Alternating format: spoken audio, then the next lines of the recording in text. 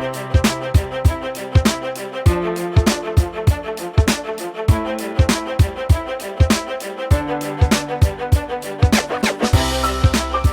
to The Rally. This podcast includes commentary and conversations about issues relevant to clinical psychology.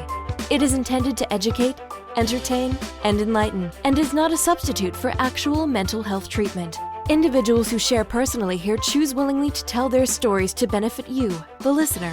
All other references to clinical situations are altered or limited to protect confidentiality. For more specific questions or help with a personal situation, please consult a local mental health professional. Therapy, mental health, real life. This is Psych Rally with Los Angeles-based clinical psychologist Dr. Martin Hsia.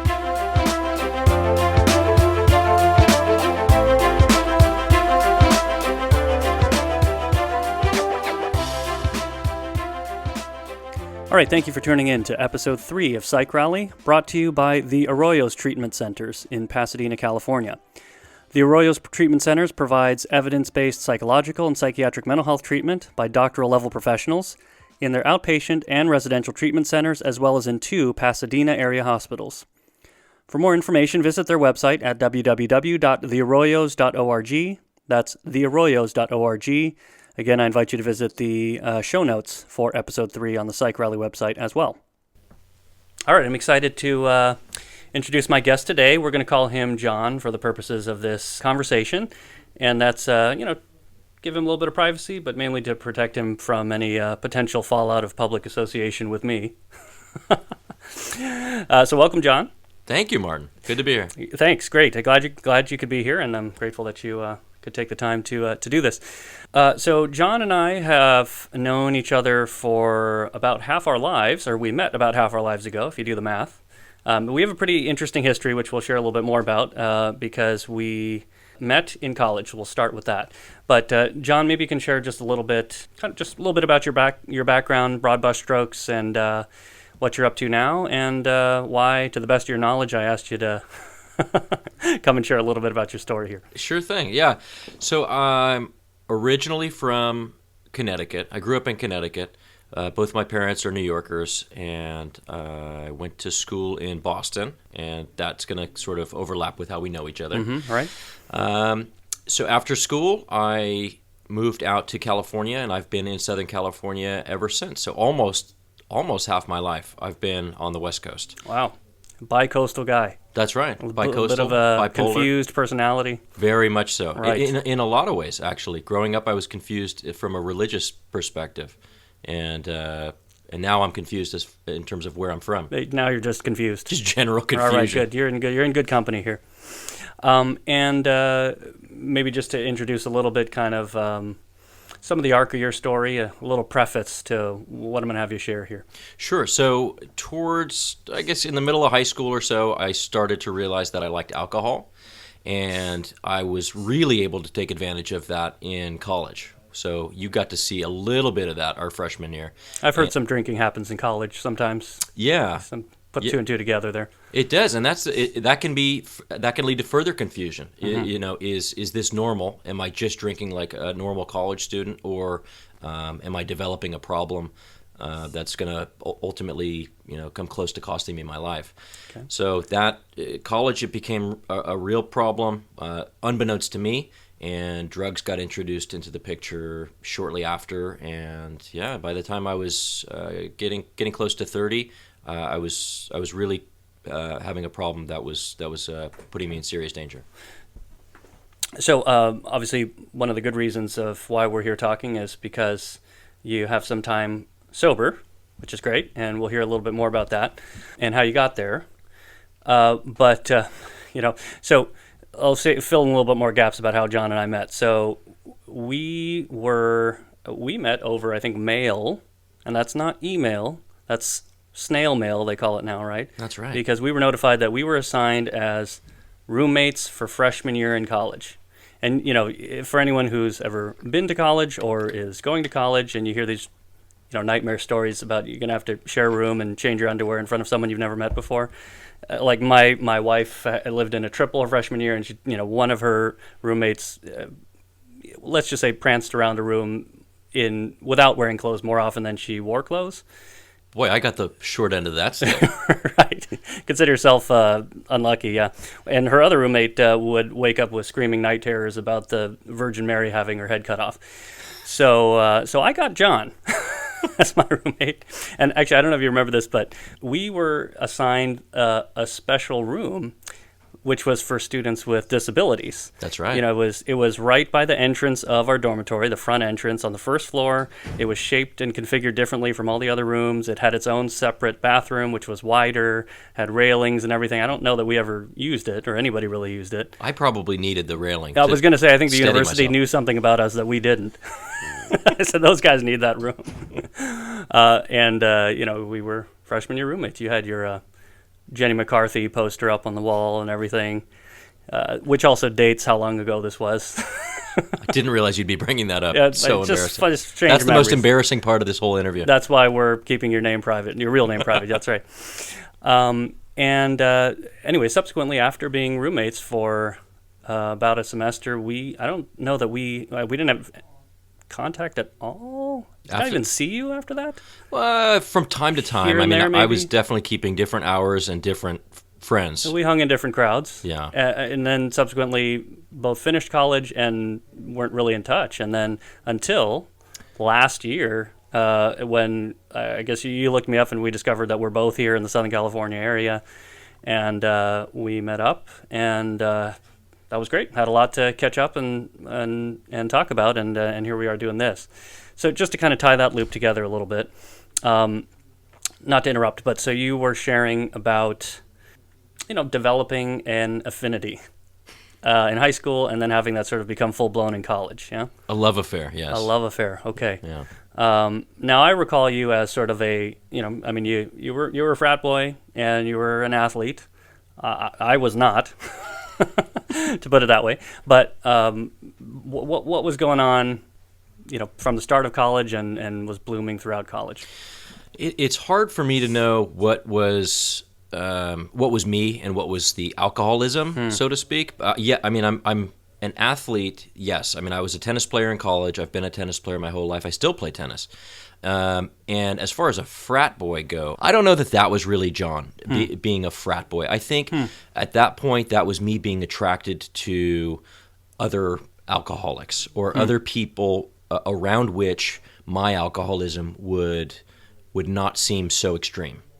So I think, for instance, today I'm 36 and I don't feel like I have the same characteristics as that 18-year-old kid who was pursuing the fraternity life. And you're talking not just about the fact that you're at a different stage of life. You're talking about just at some different level, a deeper level, a different version of you. Very much so, because I see reference to fraternities in the news. I get articles and things from my old fraternity, and it just doesn't interest me at all.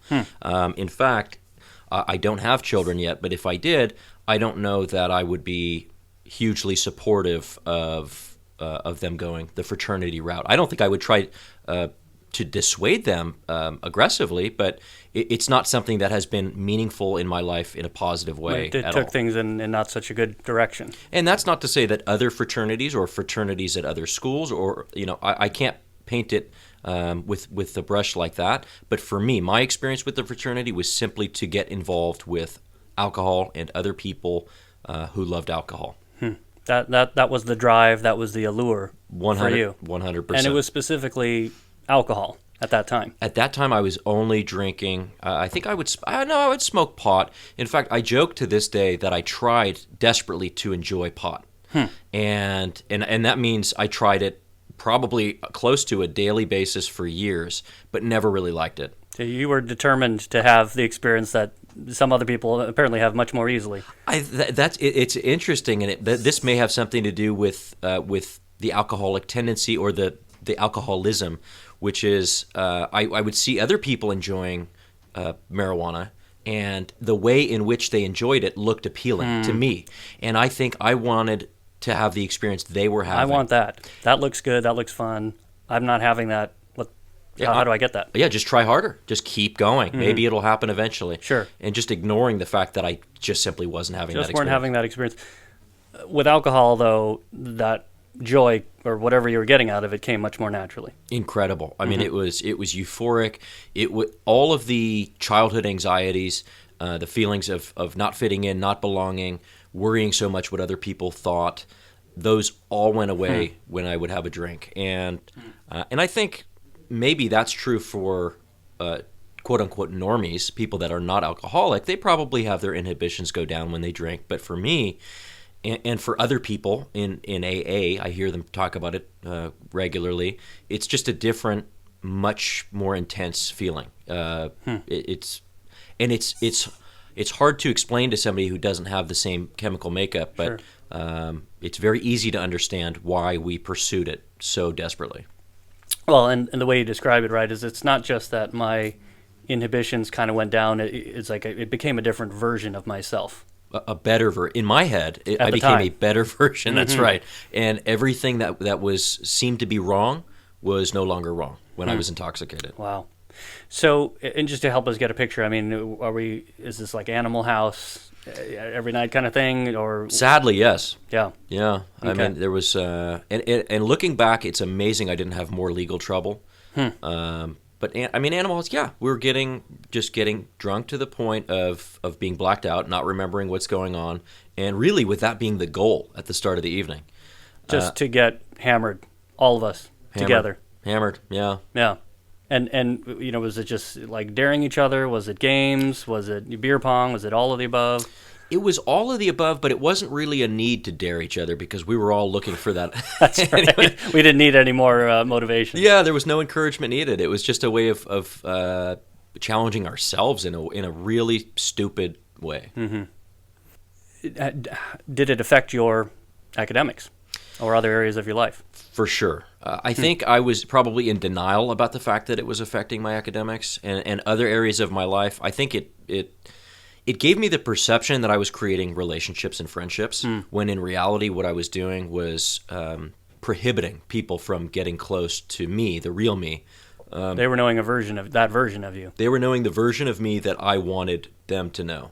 Right. And so I would say that I failed to create any meaningful relationships during that period of time. And academics, yeah, I mean, I graduated along with you. Somehow I managed to do it in 4 years, and I think there was this drive inside me to keep people away from asking questions or pointing fingers or figuring out that something was wrong. Mm-hmm. So if I did pass or even get reasonably good grades, it wasn't because I was interested in the material or that I was really looking to achieve in the field of engineering, happens to be what I graduated with a degree in. Mm-hmm. It was simply to keep people off my back and to be able to do the extracurricular activities I was doing with impunity. So if I can maintain, my grades are okay enough to get by, which they were, people aren't going to ask questions. I'm functioning. What's the problem? I'm maintaining this facade for other people and for myself. I think that you hit on it at the end there, for myself. I see. Okay, so you got by. Mainly, it sounds like driven by fear. That's exactly right. Yeah. By external pressure. One sort of funny story is that we talked about the fact that I was an athlete in college. I played varsity tennis, so I was on the tennis team, and there was a match that we played. I don't remember who the opponent was. I was blacked out for the match. I actually don't remember playing. So you played the match? I had been drinking the entire night before, didn't go to bed, played the match, and actually won the match. Now, that's probably the worst thing that could have happened, because that just further proved to myself that I was doing just fine. Gosh. And I probably felt like I was superhuman or something. I have to catch myself because I find myself laughing. Like, that's amazing that someone can win a varsity college tennis match and not remember it and just be intoxicated. And at the same time, I shouldn't be laughing. It's like it was just a sign of how dark of a place you were. And I don't think I had any clue just how scared I really was at that point. Because it's funny, and I remember getting laughs about that at the fraternity. But looking back, and I mean, I know the story is humorous to some people. Yeah. I don't find it funny, really, today. I mean, I'm glad that all the things that have happened to me happened because it's led to me finding recovery and ultimately being a healthier person today. But looking back, some of these stories are funny more because I got through them. Right. Had there been a different outcome, they might not be funny at all. That's my take. Yeah. So the incidents of themselves are part of a larger arc, of course. Yes. So you made it through college. You were successful enough to get through academically and athletically.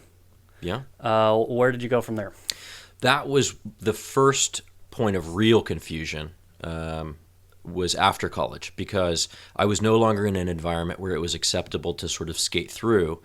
I did get a job through a friend. I was able to get a job, and that was when I felt most out of place in my life.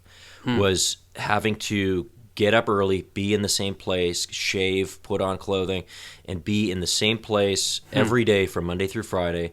There was just I was naked. There was no way to hide what I was doing every single night. There was a structure you had to adhere to, which in college you kind of could get by without. Yeah. Yeah. So I could call in sick from time to time when I was too hungover, but my work wasn't great, and I think I just couldn't relate to the other people in the work environment at that point in my life, because everybody seemed to take it very seriously, and they had goals. They were looking to either wanted to perform in advance and whatever. They wanted to perform in careers. That's right. And I couldn't understand why everybody wasn't just looking to skate through and make it till 5 o'clock in order to do what was really important to them. And you were just kind of barely hanging on, and I have to think the drop off from college is a little bit contained. You know generally what you need to do, and you could do it, and all of a sudden this is the real world, right? My guardian angels kind of weren't there for me in this stage of life. That's right. And that's also where I had my first experience with psychologists and psychiatrists, because I went to therapy. Fortunately, I got, I guess, scared enough to reach out for help. And I remember calling the Massachusetts, I was working in Boston, and it was the Massachusetts General, some hotline. And I got hooked up with a shrink that, or a hospital, sort of, a mental hospital, I believe, where they took, not that they took insurance, it was, I think it was free. I think maybe it was free. Okay. And I went in and I talked to somebody week after week about the anxiety that I was experiencing. Naturally, I wasn't honest about how I was coping with it or what was really causing it. I was honest with my feelings, which was I was scared. Yeah. And didn't know what to do. You were feeling it. It was coming to the surface pretty constantly. Very much so. Yeah. And they prescribed me some medication for the anxiety, which I gladly took. And it also gave me an hour a week to talk to somebody who was willing to listen. And that felt good. But again, I don't think I was actually participating in therapy, so to speak. Were you still drinking? Oh, yes. Yeah. So you were drinking pretty daily? I wasn't drinking during the day yet. I was in my early 20s, and I think I was drinking every night for sure. Maybe once in a while I would have a drink at lunch, but I wasn't intoxicated during the day. Okay. So it wasn't to the same degree as during college, but it still holding things together in a way that wasn't sustainable, perhaps. Yeah, and I was always sweaty and nervous and nauseous and unable to eat breakfast and sometimes even lunch. I just was not a physical specimen. Things were kind of breaking down. Yeah. And this is the physical specimen you talk about after being, again, a varsity level athlete at the collegiate level. Everything is just night and day change for you. I think so, and that's another way that I was able to sort of fool other people and myself, is because I never, from the outside, I probably didn't look that bad. I mean, I was about the right weight. I was able to, comb my hair in the right direction. Couldn't tell just from looking at you. Walking down the street, this guy looks okay. He's got a job. Yeah, I don't think so. I wasn't the homeless guy on the corner, but I got to tell you, at that point in my life, I probably could identify more with the homeless guy on the corner than with the person sitting in the next cubicle. Yeah, I'm headed in that direction, kind of thing. That was a major fear. Yeah. Okay. So you're just kind of white knuckling it out. Had reached out for help, and sounds like it was helpful to some degree. But it was just kind of a start. It was a start. I think it was a good introduction to me, just knowing that sort of thing existed. So I mean, it certainly wasn't a negative experience, and it was good to know that there was going to be, maybe subconsciously, there was going to be somebody there who would listen when I was ready to get honest. Were you encouraged to take a look at your drinking, or did it not feature in the conversations? That was, looking back, that was always a question they asked, and it was never one that I answered honestly. I think I always was honest that yes, I drank, but I would underestimate how much I drank or what the impact was, or what kind of trouble I might get into. Weren't quite ready to fully acknowledge that this has been a problem. If I was scared during the day, the idea of having to give up alcohol scared me much worse. Wow, quite a statement. It was the only thing keeping me together. I mean, that's the reality. What else was going on in your life at the time, and were you connected with some of your friends from college, from the fraternity? A little bit. I mean, I would keep up with the other people that we graduated with, and it always seemed like everyone else, and this is me using a broad brush, everybody else had it figured out, or at least was more comfortable with the idea that, oh, you know, we're just figuring things out. We're in our 20s. We're just out of college. We're not supposed to have it all figured out. But to me, that was just panic-inducing, to not have it all figured out and have a plan. It didn't sit well with me, that uncertainty. But feeling lost now and lost looking ahead, too. Yeah. And then even more so looking side by side and, well, they seem to be okay with this. What's wrong with me? Why is it so hard for me? That's right. Yeah. So how long were you in this sort of stage and this job and working with this therapist? I was only in Boston for 1 year after graduating, and not about 9 months after graduating, I got arrested. And it was a pretty serious charge. It was a felony assault and battery on a police officer. That was on New Year's Eve, 2001, and that happened in a blackout. Yeah. So I don't remember it. I certainly remember waking up in jail the next morning and feeling pretty lonely. I mean, I was alone, but also just so confused about what had happened to this nice, polite, well-spoken white kid from Connecticut. You weren't, from a broken home, tortured place. There was no good reason. There was no good reason that I could explain to put together what was happening. Right. So everything's starting to flash, and you kind of can't avoid the reality of, I'm behind bars. I don't even really know what happened last night, probably, right?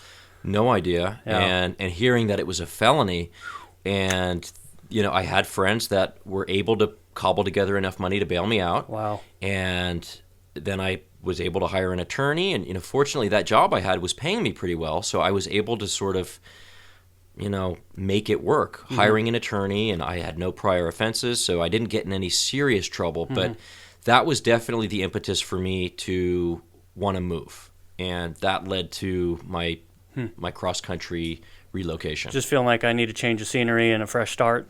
Well, yeah, and I was on probation as a result of that crime, so I think the risk that something else is likely to happen, if I'm not going to stop drinking, so I'm probably going to get in more trouble, and it's going to be serious if I've got this probation for a felony. So moving out to California seemed like a sensible thing to do. Okay. What was the reaction of your friends and family to hearing about this offense? Family did not find out. Gotcha. That was not something I was comfortable sharing with them because, well, to me, it was obvious. Yeah. They would strongly encourage me to take a look at what I was doing, and they just weren't aware at that point how I was spending my time, Gotcha. and I wasn't interested in letting them in. My friends, the ones who I was still in touch with, were sort of supportive of that type of behavior. Not that they wanted me to be locked up or to get in more trouble, but they were just, They weren't saying, "Hey, dude, you really gotta get a handle on this. Maybe this isn't so good for you." Yeah, I think they were mainly up to the same stuff. Yeah. By the way, was there a typical drink of choice or drinking pattern for you? That it changed over time. I think in college it was beer, and then after college I probably switched to harder alcohol because the amount of beer that would be required to get me drunk was so much that I had to vomit Sure. multiple times in order to get that much beer in. Yeah. So I would drink vodka and rum, and I was starting to get into cocaine a little bit at that point also. And more bang for the buck to get you where you want to go a lot quicker. Yeah. Okay. So you come out here and you're, 22? Yeah. What was the plan? There really wasn't much of a plan. It was just more of the same. And I think if I have to consider what my 22-year-old self was thinking, I was probably hoping that this would end somehow, some way, but having no clue how that would happen. Didn't quite line up all the dots, but that somehow... Well, actually, let me clarify. When you say that this was going to end, what exactly? The feelings of needing to... Just the feelings of discomfort, which happen to be alleviated by drugs and alcohol. Right. So not necessarily coming out here will end my problems with drugs and alcohol. No, that wasn't the idea at all. I see. Gotcha. No. That I just won't feel bad anymore. Won't feel bad or... Everything else can be the same, though. Yeah, I don't think there was too much hope that my condition was going to change. And I think maybe I was hopeful that this would just go for my 20s, and by the time I hit 30, something would magically shift. I don't think there was any part of me that knew or suspected that I was alcoholic. I think at that point, and just based on my upbringing and what I knew about alcoholism, is that you needed to be a homeless person or a rock star. And if you were, There's only two profiles of people that have a problem with drinking. Essentially, Not normal average Joe for me. It was not just like me. That was not part of anything I'd ever learned about. Right. Alcoholism was not discussed. Maybe not because it wasn't known about. I'm sorry. Maybe because it wasn't known about. It just wasn't something that my family or people that I talked to growing up had any familiarity with. And when you're not familiar, it's sort of real easy to think, well, some people out there have this problem, but definitely not people close to us in our circle. Yeah, the people in our circle that might have a drinking problem ought to be able to figure out that they have a drinking problem and correct it. Right. But there's no space or imagination for me, being from the circle, to be in this place and have no idea where I'm going. No. Yeah. So even just kind of coming to terms with that reality and... I don't want to say identity, but just this is my situation right now. It's like there was no space for that. No, it's just, and that's terrifying. So, for a continued period after being out here in Southern California, habits pretty much are the same. I'd hoped for something, but did you know people out here? Was there some opportunity you had to? Well, I moved out with a friend, with a friend of mine from college. So we sort of stuck by each other and figured out how to find work and bars. But no, the behavior absolutely continued, if not intensified. The job that I figured out was one where I could work from home, and I was the only U.S. employee for this company. So I was reporting to somebody in Europe. So you're all on your own. No one knows what you're doing as long as stuff's getting done. Yeah, I mean, it was a pretty perfect and awful all at the same time opportunity for me to continue doing what I was doing.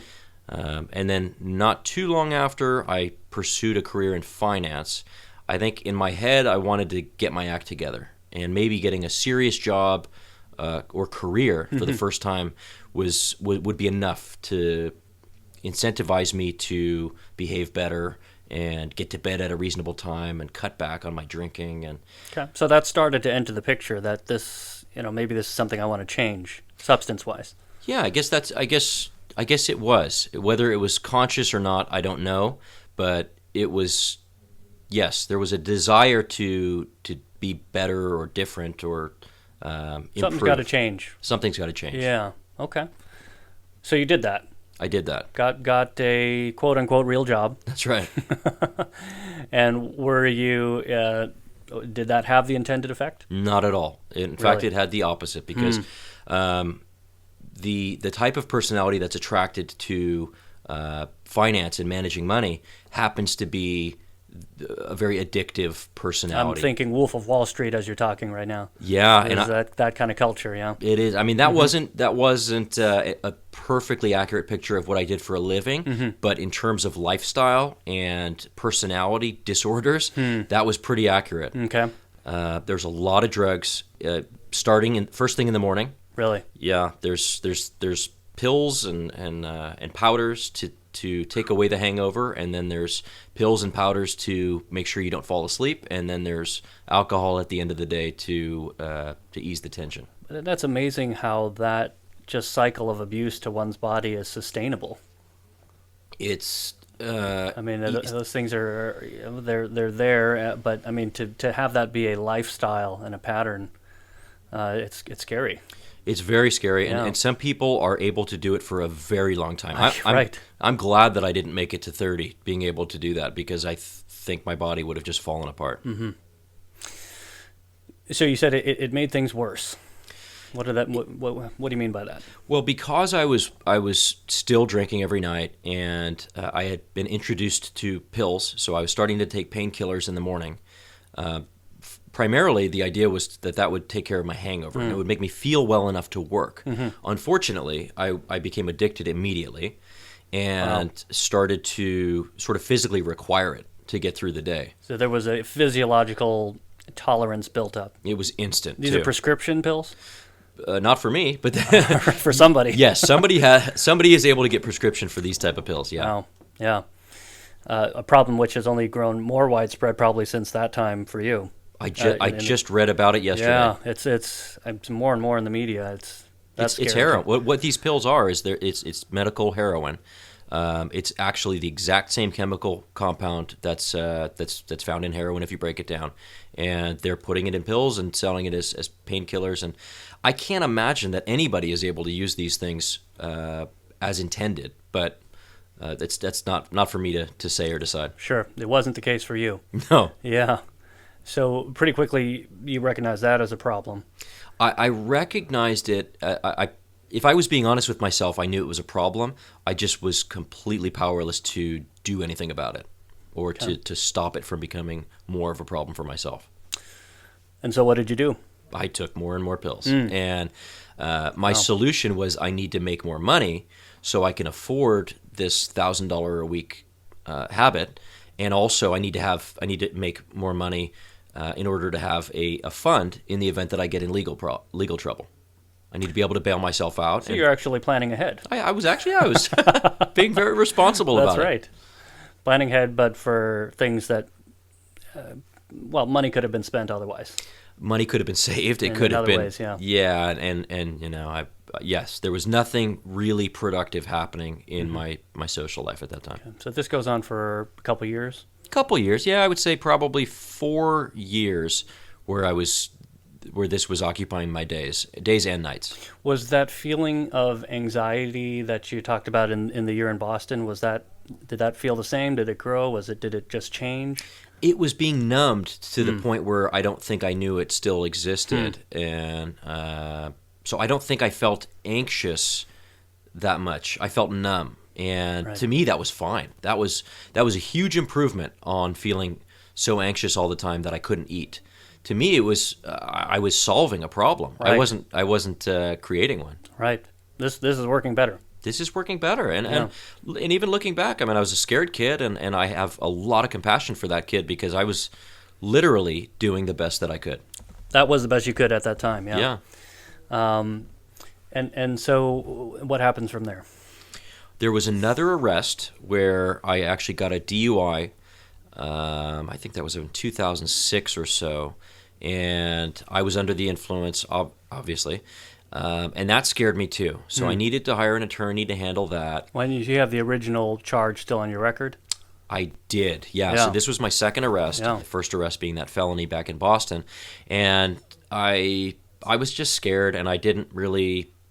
It's hard for me to remember exactly what was going on in my mind, but I think I knew I was getting closer to the end, whatever that end was going to be. And at that point in time, in my mind, death was a completely reasonable way for this to end. One option for that end.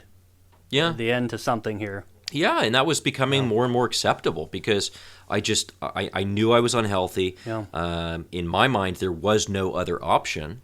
I didn't know about recovery. I didn't know about AA. I didn't know that those words applied to somebody like me. Because again, I don't fit that profile in my mind. I don't fit that. I'm not eligible. So it's either this problem fixes itself on its own, and I have no control over that, or it ends in death. And I think I just was becoming... Which I can have some control over. Yeah, I mean, if you're talking about suicide, that was something that I did contemplate. I don't want to say daily, but regularly.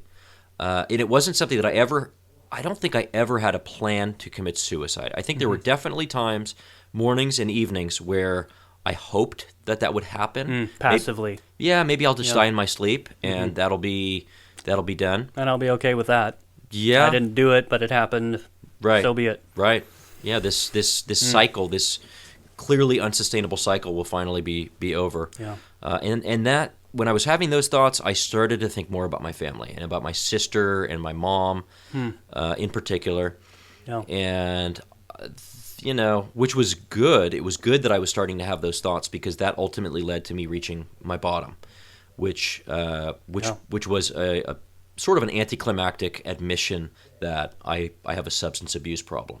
Anticlimactic. Why do you say that? Well, it was because it didn't end with an arrest or with me getting in trouble or caught. It was just me lying on the floor of my apartment, unable or unwilling to get up and go to work one day, and just sobbing. It's time. I can't. I don't have the energy to keep this up. I could probably do it. I could probably come up with a lie and call in sick today, and maybe I'll feel better tomorrow. But it was just too much. It had become too much, and the fact is, I think I was convinced that I wasn't going to die.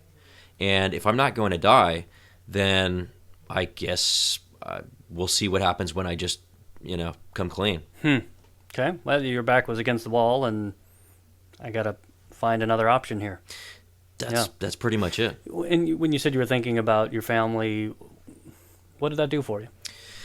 Well, I think deep down, it had been a long time since I had been in real contact with my family, other than a phone call, hey, how's work going? How's the weather? That sort of thing. Kind of surface level chit-chat. Surface level chit-chat, and I think subconsciously, somewhere under the surface, I realized that I loved my family and that it would be really I don't know if selfish is the right word. It never occurred to me as being selfish to commit suicide.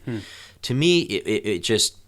And I have compassion for people who go that route and for their families, because I don't know if selfishness is what's going on in their head, other than just pure panic and just I'm tired. I don't know what else to do. I'm really sorry for whatever pain this causes, but I can't do it any longer. You cannot see past the pain. Yeah, when you're in that place. I don't consider. Yes, it's a selfish act. I'm okay with people describing it that way, but I don't think that is the reason people commit suicide. Hey, I'm going to be selfish today. Sure. But for me, I thought about my sister and mother either having to find my body or hear about what had happened to me, and that felt painful. And that the pain of that thought, I guess, superseded the pain that I was feeling in that moment. So I'm glad it did. Me too. In retrospect, for sure. And at that point, they didn't know nearly or to any degree what you were struggling with? No, they knew that I liked to drink, and I think they also were under the impression that I was generally keeping things under control, and that I had friends who liked to drink, and that's just, Because again, on the surface, that's what you were doing. You had your job, you moved out to L.A. Yeah. Good job. On paper, it looks like he's working hard, playing hard. Right. So yeah, they didn't know, and then I think it really came as a shock when I made that phone call one morning. I called my mom and just told her what was going on. And that was the first place you reached out? I called my mom. I called Mommy. Yeah. And she said, I remember distinctly because I was supposed to do a presentation for a meeting at work, and I called her and she said, "Aren't you supposed to be in a meeting?" And I said, "I think I need another type of meeting." Wow. Yeah. Well, and just to think, as you said, it had been surface level for a long time. It's not like a daily, weekly, heart-to-heart check-in. I know everything that's going on in their lives, and definitely they don't know everything going on in my life. And then to make that call, as you said, to go back to Mom, that tie was still, there's nothing like that bond.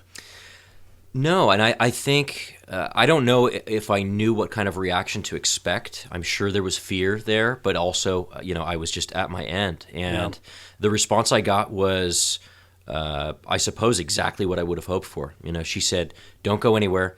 She hung up the phone. She called me back. She said, "I'm going to call you back. I'm going to get you on a flight."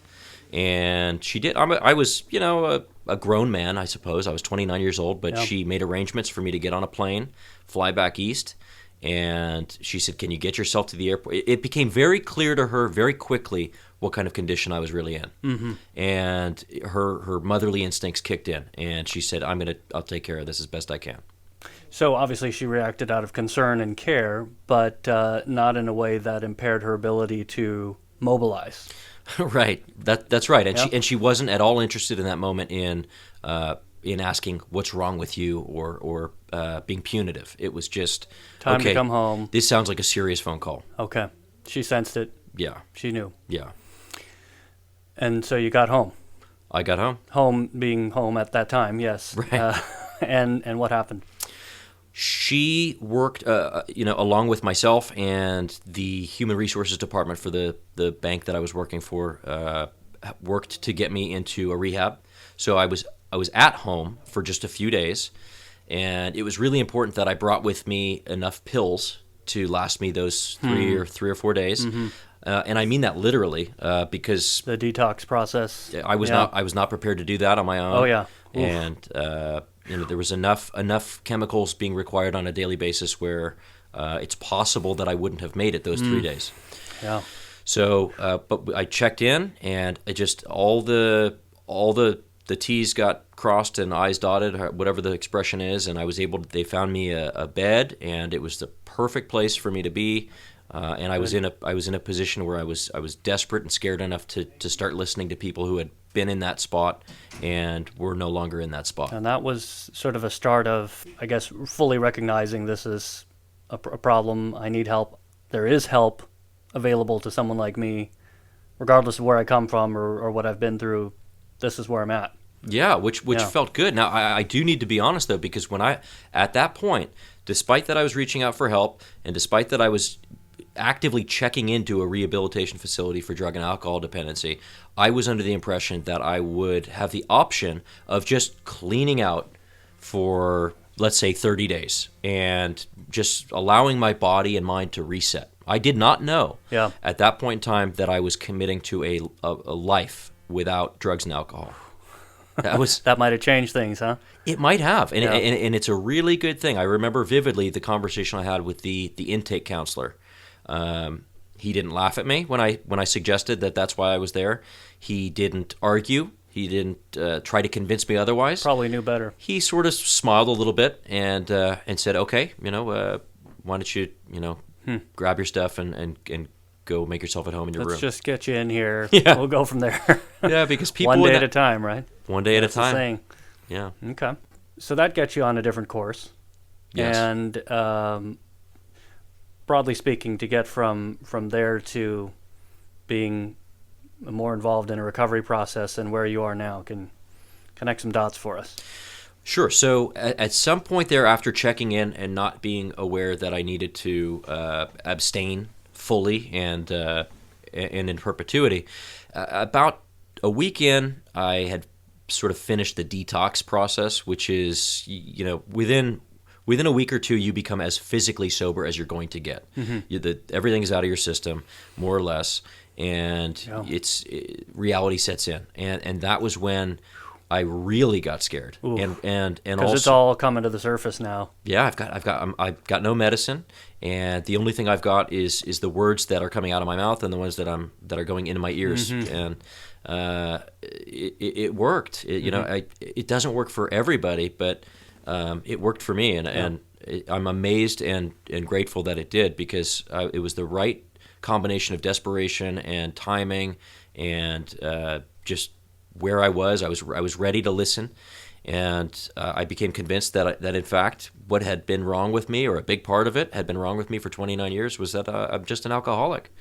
I'm able to take on that identity. Yeah, and that was a huge relief. Huge. Probably just to name it.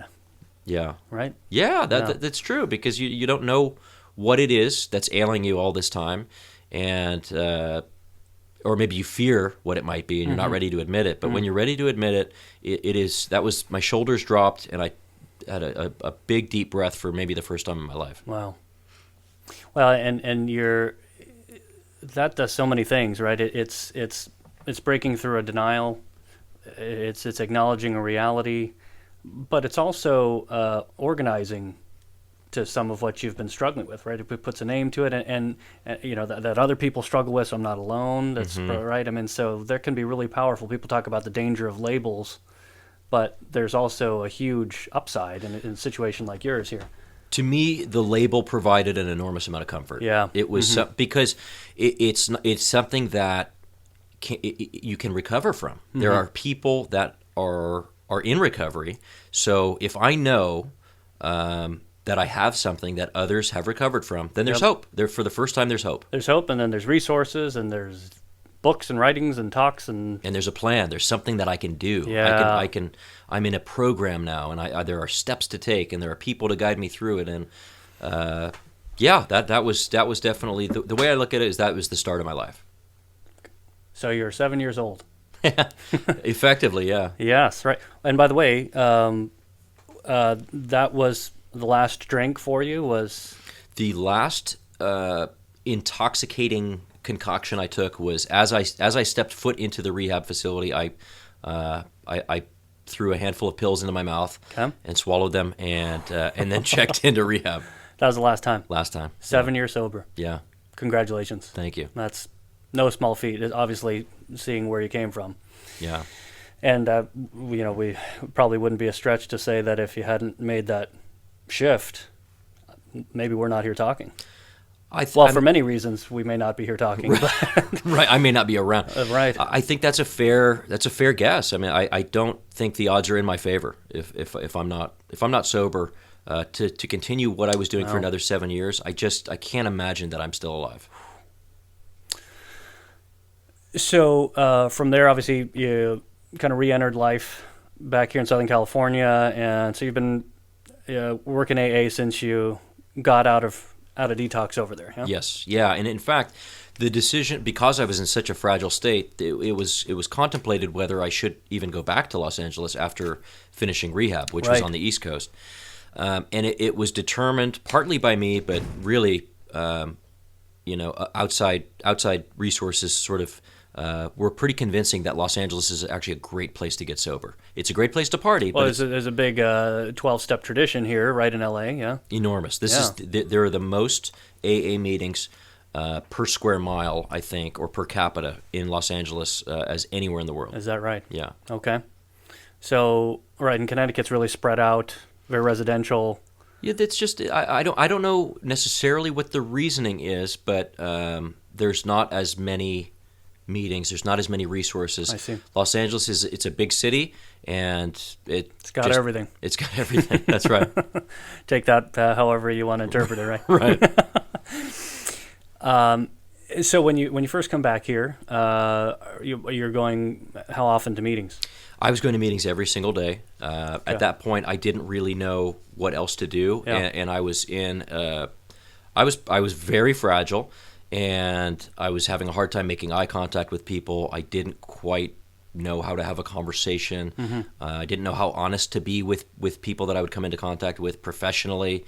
And I was just, I've used the word confusion a lot today, but I was confused. And it felt like the right thing to do was to go to these meetings every single day and learn as much as I could. And I'm glad I did. I almost have this image of you being, 29, 30, and going to these meetings, as you said, being confused and anxious and having been on this journey, and now I'm sober and trying to maintain that and rebuild my life. But it's almost like I'm an adult learning how to walk, learning how to interact with people in ways that in some ways maybe I should have learned how to do earlier. It's a perfectly accurate description. Yeah. And there was a little bit of that, God, I should know how to do this. But AA has been really helpful about letting me know and reinforcing that why should I know how to do this? Why should I? And so who puts a timeline on things? That's right. Yeah. And I'm not, along with everybody else in AA, we're not like other people. I mean, we are in that we're human and we have, physically, but we have there's something different in our brains that has guided us towards substance and towards trying to numb our feelings and keep us away from letting people get to know us until we get sober. So we're all sort of in this together, whether we get to AA when we're 18 or 50. We're all learning together. It's a beautiful thing. And you've been attending pretty regularly. You're committed, involved with particular meetings for the last 6-7 years then? Yeah, without any sort of gaps. I don't go to the same number of meetings today as I did when I just got sober. Yeah. But I have regular meetings that I go to every week. I have commitments. I have a sponsor. I sponsor other guys, and I would say that I'm very involved. I'm involved in a different way than when I was brand new. Yeah. But I'm just as involved. 12-step has some critics.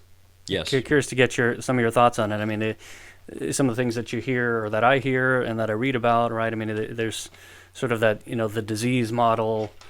Some people don't like that. They feel that it's, too labeling and limiting and disempowering rather than empowering. Some people don't like the spiritual elements of it. Some people feel like it's a cult, and that again, if you're not succeeding and getting the results you want with your sobriety, that it's you. It's not the program. You need to work the program. I assume you hear those things, Sure, and have maybe had to wrestle with those in your own ways. Can you talk a little bit about how you have reconciled those things? Or yeah, I mean, for me, there are elements that are cult-like in a way. I mean, it's in that we are a group of people that meet and we are all after the same thing. Mm-hmm. The best thing about AA to me is that there's nobody telling you what to do. There are suggestions. There's nothing required of any AA member. It's a voluntary participation. If you don't show up, you don't show up. Yeah. There's no fees for it. Right. It's just a bunch of people that are trying to achieve sobriety and help other people achieve sobriety. I think if somebody were to attend an AA meeting or a series of AA meetings, whether an alcoholic or not, I think you would have to be honest and say that this is a pleasant way of going about recovery. There's nobody policing me. Personal responsibility is a huge part of it because it's up to each individual. And there's the critics, and I think there's a religious element or a spiritual element that you pointed to because the word God appears a lot in the 12 I think steps. it has that foundation upon its inception, but right, to my knowledge, it's used flexibly for each person. Incredibly flexibly. Yeah. I think the only real desire of AA is to keep people sober and not necessarily to enforce or inflict a view upon somebody. Mm-hmm. So, I mean, I'm a little bit biased because it has worked for me. It sure has. Yeah. And if there is somebody else that's looking to get sober or stay sober and they find a different way to do it, that's terrific. I would never. It's not about one way and that's the only way kind of thing. Yeah, I don't. And yeah. I think there are definitely part of the critics of AA come from that angle where we're almost arrogant about it because we feel like we have found a solution, but that's just it. We feel we have found a solution, not necessarily the solution. Well, and I just have to think if you've come from bottoming out, can't make it to my job today, calling back east to reach mom, mm-hmm. and now I'm where I'm at now. Hey, it's worked for me. That's all that matters, right? Yeah, I just don't have any complaints about it. Yeah. So, I mean, I definitely get the criticisms. I had plenty when I was brand new. I had no conception of God or religion or spirituality. Those things were foreign to me. I had no interest in them. Yeah. And the good news has been the entire experience has been positive for me. I have not needed to become a Bible scholar or anything like that. Well, it's funny because the way I've always thought about it, because I've attended some meetings as a guest before, and I just think no meeting, not all meetings are created equal. I mean, obviously things are run. There's some flexibility in how things are run, and any place where there's different people is influenced by the people in the room. For sure. But I just think that there is no more, to use a word, sober, and I don't just mean without alcohol, but emotionally sober place than a good AA meeting. Right? Because people who are really working it and are just looking themselves in the mirror and putting it out there, what's the saying? You name it, you claim it, you take away the shame of it. I mean, you don't see that in I don't know where else you see that. Maybe, hopefully in a therapist's office, I guess. But yeah, I would assume so. I mean, I'm biased, of course, but I have to agree. I mean, I've been in therapy on and off since I was 21.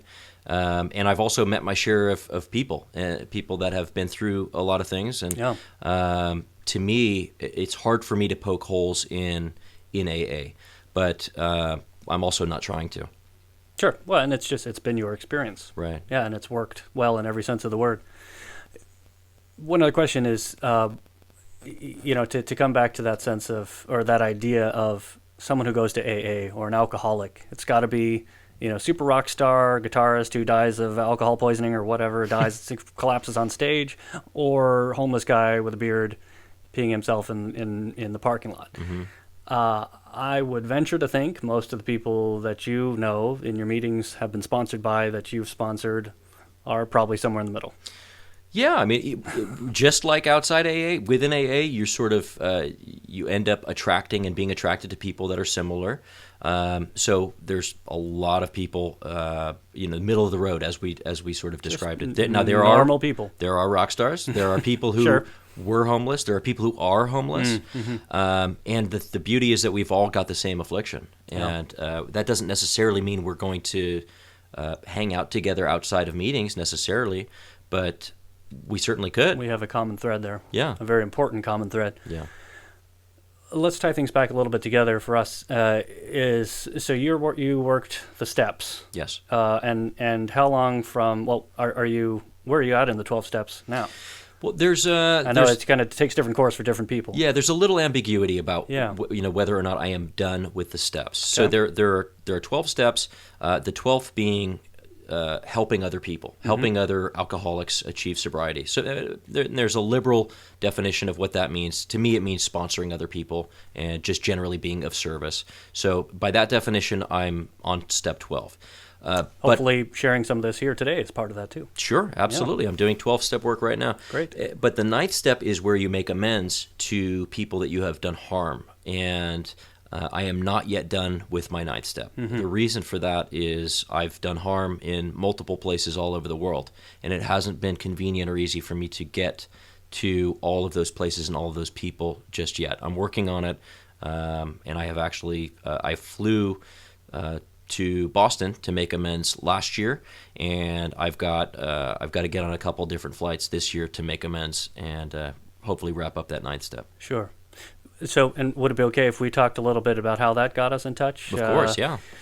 So, as part of your 9th step last year, that's how you reached out and found me and felt that I was on your list of people to make amends to.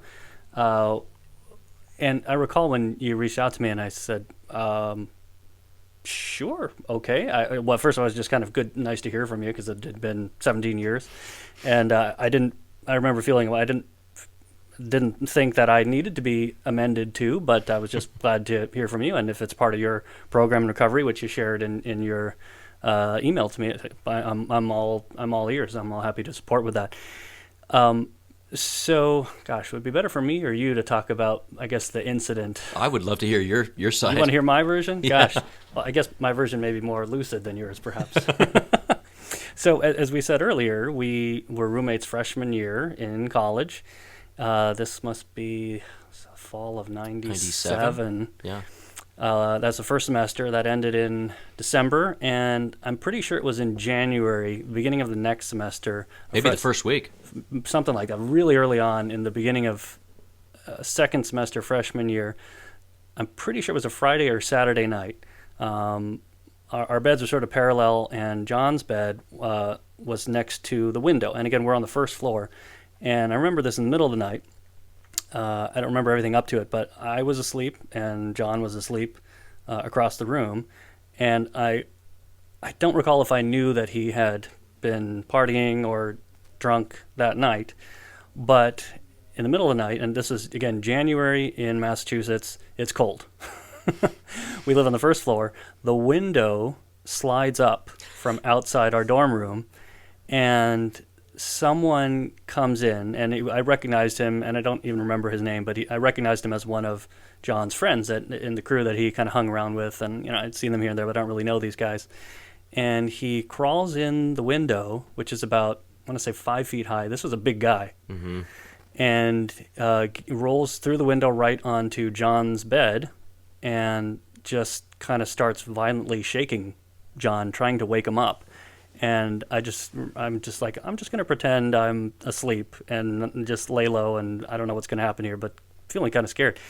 And he was shaking you, and you could not be awakened. Mm-hmm. And I guess my assumption or my recollection was that there were reasons for that. John is out. John is out. And so, and I guess my guess was this friend of yours who had come in the window was probably on his way there, but clearly not there yet. And anyways, on his way, after he sort of gives up trying to wake John up, he walks out from the window towards the door of our room to exit, and on his way passes my bed and punched me in the leg. And I was and that was it. I mean, he left, and that was it. But I wasn't hurt. I wasn't injured. It wasn't particularly a hard punch or anything, but it was just kind of shocking and scary and kind of scary. And what's going on? And is John okay? And I think I closed the window because it was freezing. And that was that night. And I remember it must have been a day or two after the next time we were in the room at the same time, and I had told you about the incident, and I don't think you had any recollection of it. I'm sure. Yeah. And again, I wasn't injured. I wasn't scared, but this was after, I think it was we kind of hung in different circles. You would have people and over to the room late and party at times, and I was generally an early riser, but we rolled with it together. I never saw it as like a source of conflict between us. We navigated it pretty well, thankfully. But I remember saying, I really like you, John. I like you having you as a roommate. I don't know if I'm cut out to be in such close proximity to your friends. Right. And kind of everything that came with that. Anyways, I don't know if what you recall of that conversation. I remember that conversation. I remember feeling embarrassed, and also that I was sort of in admiration that you were willing to have that conversation and to just say, look, I'm uncomfortable here, and something needs to change. I agreed with you for sure, because at that point I knew, for better or worse, I wasn't going to be able to change what I was doing, how I was doing it, and around whom I was doing it. And I happened to just know that it was going to be best for you to not be connected to me.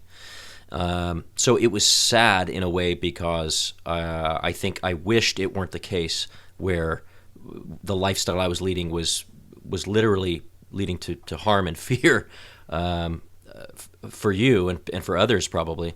But that was the reality, and I think it was the best thing for you. And that led to our contact last year, which was me going through my 8th step, is where I work with a sponsor and identify the people that have been harmed as a result of my drinking and choices. And that was the root of the amends, was obviously I didn't punch you in the leg, but you got punched in the leg because of, and you got scared, not just the physical contact, because of what I was doing and who I was doing it with, and boundaries I had not been willing to set. So, that conversation, had that conversation not happened, had you not decided to move out, it's hard to say that something worse might not have happened. I suppose. I've never even thought of that, to be honest. But I just remember I felt very moved that you would go out of your way to reach out and include me in on your recovery process, even if I'm sure other people on the list maybe experienced more harm. But again, in my mind, it was like, I was just glad to see you, and also glad to hear, not glad to hear of some of the things that you had struggled with and been through, but glad to hear the outcome of that you've come out on the other end of it. And again, just sharing with me personally, that was very moving, was very touching. I've never been part of an amends process before. I'm aware of it from, people I work with, and but to be on the other end of that was very moving and special. And that's part of the reason, by the way, I asked John to share here. It's not just, there's a personal arc to our knowing each other here, but that it's certainly relevant to his story and what I hope maybe someone can benefit from in listening to this. And on that note, I mean, is there anything particular that you'd like to add that if someone were listening, that maybe they could take away from this, or in particular benefit from in your sharing so personally? It's I don't have nothing comes to mind really, other than I'm somebody personally who would be more than happy to help answer questions if somebody had them as a result of this interview. Mm-hmm. Please feel free to put them in touch with me. And also, as it pertains to the last thing you mentioned, the 9th step and me making amends and you being moved, that's terrific, because that's not necessarily the intention.